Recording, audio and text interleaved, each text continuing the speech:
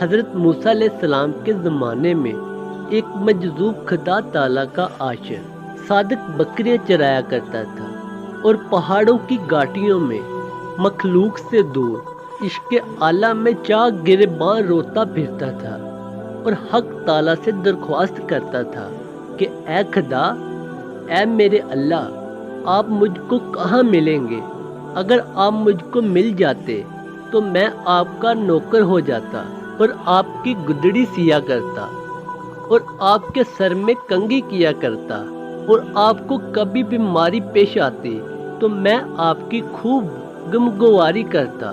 اے اللہ، اگر میں آپ کا گھر دیکھ لیتا تو صبح و شام آپ کے لیے گھی دودھ لایا کرتا اور آپ کے ہاتھ کو بوسہ دیتا اور آپ کے پیروں کی مالش کیا کرتا، اور جب آپ کے سونے کا وقت ہو جاتا تو آپ کے سونے کی جگہ کو جھاڑو سے خوب صاف کرتا۔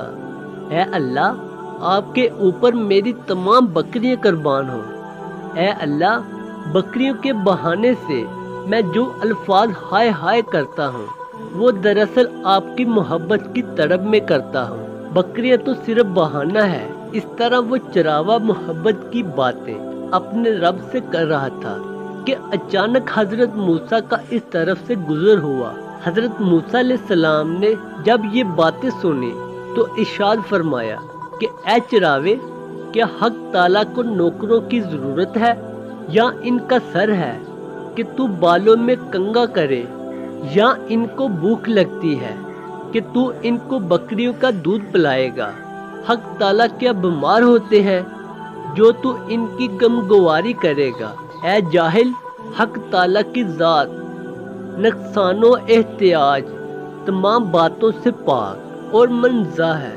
تو جلد توبہ کر، تیری ان باتوں سے کفر لازم آتا ہے۔ بے عقل کی دوستی عین دشمنی ہوتی ہے۔ حق تعالیٰ تیری ان خدمات سے بے نیاز ہے۔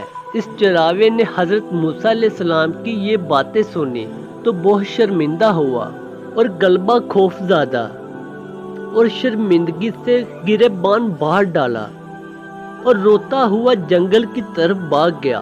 حضرت موسیٰ علیہ السلام پر وحی نازل ہوئی۔